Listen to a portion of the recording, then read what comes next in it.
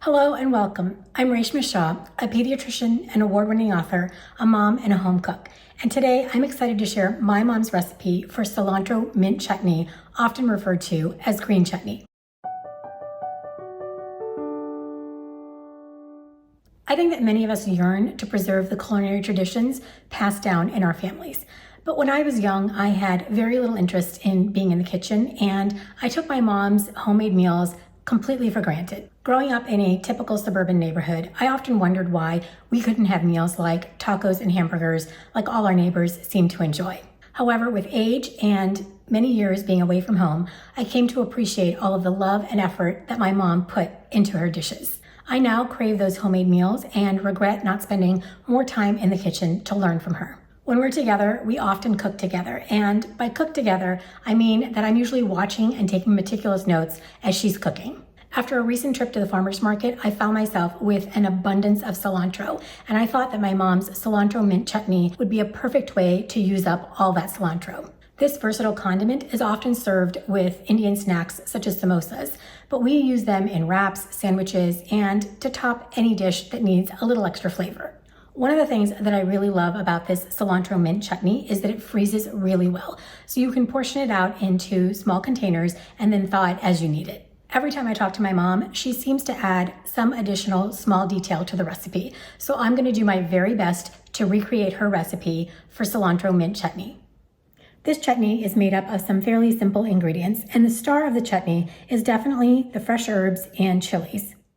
Before we make the chutney, I wanted to share a quick kitchen tip on how to prepare and store your cilantro so it stays fresher for longer. Cilantro can carry quite a bit of dirt and grit, so it's important to wash it thoroughly. You can pluck off the leaves of the cilantro into a salad spinner. I like to rinse it several times to remove all of the excess dirt, and then just simply spin it in my salad spinner to remove the excess water. You can lay out your cilantro leaves on a kitchen towel to dry out. I store my cilantro leaves in a damp paper towel in a storage container. I've had my cilantro last for well over a week when stored this way. My mom is quite skilled in the kitchen, but when it comes to precise measurements, it's definitely not her strong suit. And so I'm going to do my best to translate her a little bit of this and enough of that into precise measurements.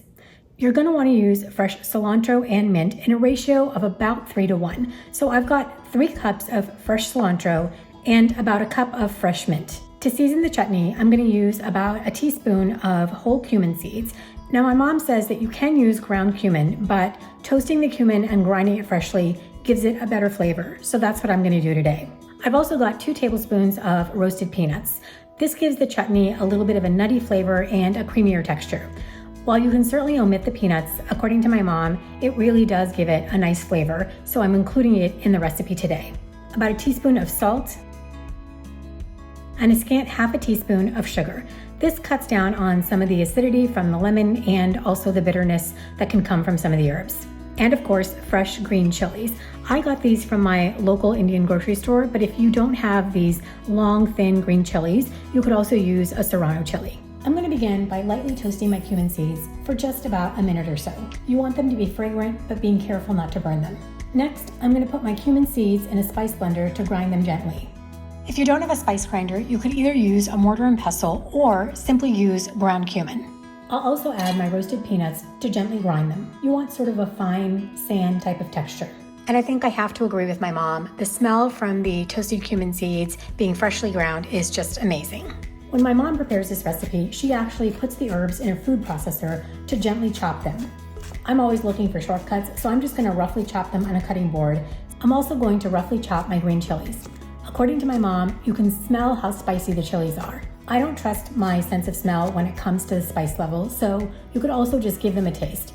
If the chilies seem exceptionally spicy, you could cut down on the amount, and if you want more heat, you could certainly add more. Next, I'm going to put all of my ingredients into a blender and puree. The cilantro and mint, chopped fresh green chilies, salt, sugar, our ground toasted cumin seeds and roasted peanuts, and about a tablespoon of fresh lemon juice. You could add additional water if you need to loosen up the mixture, but again, according to my mom, you want to do so carefully as you don't want a runny chutney.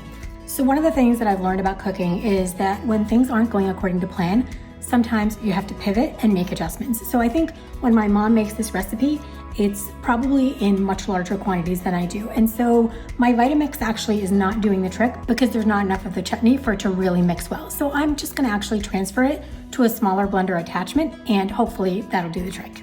And I'm gonna just add another tablespoon of water.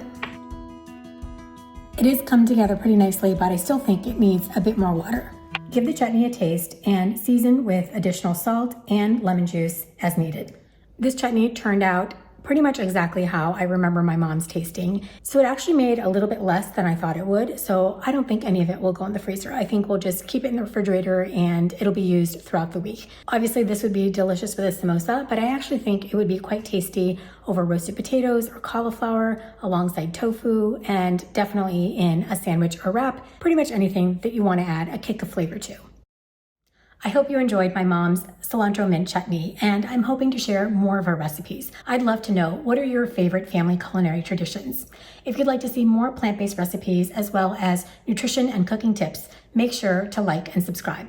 I'll see you next time.